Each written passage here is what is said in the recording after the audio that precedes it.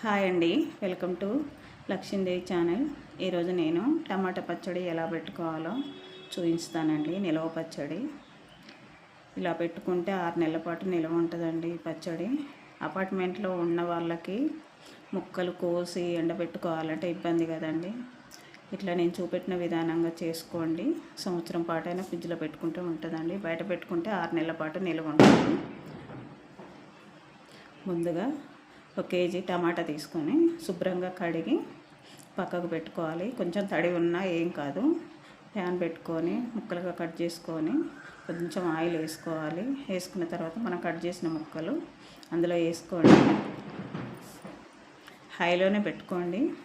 పెట్టుకొని కొంచెం 1/2 చెంచా పసుపు వేయండి. పైన ముక్కల పైన వేసి కొంచెం కొంచెం కలుపుకుంటూ వేపుకోవాలండి. ముక్కలు బాగా ఉడికేంత వరకు ఆ నీరంతా తగ్గిపోవాలి. 1/2 చెంచా పసుపు వేసుకోండి. వేసుకున్న తర్వాత మళ్ళీ దాన్ని పసుపు మొత్తం ముక్కలకు పట్టేటట్టుగా కలుపుతూ ఉండండి. టమాటాలో నీరు ఎక్కువ వస్తుంది కదండి. ఆ నీరంతా ఇనికేదాకా మనం ఉడికించుకోవాలి. దగ్గర ఉండి హైలో పెట్టి ఉడికించుకోవచ్చు. ఆ నీరు తొందరగా ఇనికిపోద్ది మనం దగ్గరలో ఉంటే. హైలో పెట్టి అట్లా అడుగు అంటకుండా కలుపుతూ ఉండండి. అలా 5 నిమిషాలు 10 నిమిషాలు పడుతుందండి నీరు ఇనికేసరికి. అందులోనే కేజీ టమాటాకి 1 నిమ్మకాయ సైజ్ అంతా చింతపండు అండి. అది గింజలు లేకుండా తీసి అందులో ఉడికేటప్పుడే ఆ ముక్కల మధ్యలో వేసి పైన ముక్కలు కప్పి 1 నిమిషం పాటు ఉడికియండి. ఆ ముక్క కూడా బాగా మనం టమాటా తోటి పాటు మనం వేసిన చింతపండు కూడా ఉడికిపోద్ది. మనం ఉడకపెట్టిన టమాటాని బాగా చల్లార్చుకోవాలి. అసలు వేడి ఉండొద్దు. తర్వాత ఒక మిక్సీ జార్ తీసుకొని మనం ఉడికించింది మొత్తం అందులో టమాటా వేసుకోండి.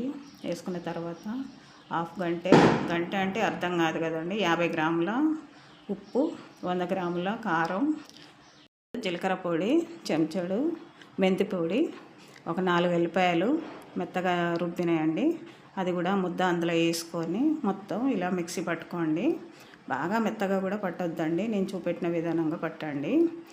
ఇట్లా పట్టి పక్కకు పెట్టేసుకోండి. పెట్టుకొని దాంట్లో తాలింపు కోసం మరో కళాయి పెట్టుకొని అందులో తగినంత ఆయిల్ వేసుకొని జీలకర్ర, మెంతులు, ఆవాలు వేసుకోండి.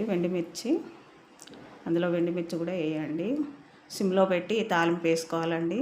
తాలింపుతోటే పచ్చడి టేస్ట్ వస్తుందండి. మరీ ఎర్రగా కానివ్వద్దు తాలింపుని. ఒక గుప్పెడు కరివేపాకు, ఒక 4 ఎల్లుల్లిపాయలు కూడా కొంచెం నలగొట్టి అందులో వేయండి. కరివేపాకు వేసిన తర్వాత మన టేస్ట్ కోసం కొంచెం ఇంగువ పొడి అండి. అది ఇష్టం అండి. ఇష్టం ఉంటే వేసుకోవచ్చు, లేకపోతే ఆప్షన్ అండి. అది పక్కకు పెట్టండి, వేయకండి. ఇలా కలర్ వచ్చేంత వరకు వేపుకోండి. అయితే మనం తాలింపు కూడా మొత్తం చల్లార్చాలండి. మనం మిక్సీ పట్టిన పచ్చడిని ఒక గిన్నెలో వేసుకొని మొత్తం అందులో వేయండి. వేసిన తర్వాత మన తాలింపు పెట్టినాం కదా, అది కూడా మొత్తం చల్లారాలి.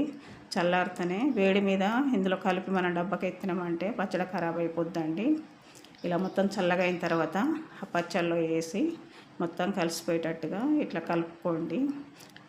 కలిసిన తర్వాత మొత్తం ఇట్లా కలిపి మనం స్టీల్ డబ్బాలలో పెట్టొద్దండి. ఇది గాజు బాటిల్లో కానీ ప్లాస్టిక్ డబ్బాలలో కానీ స్టోర్ చేసుకోండి.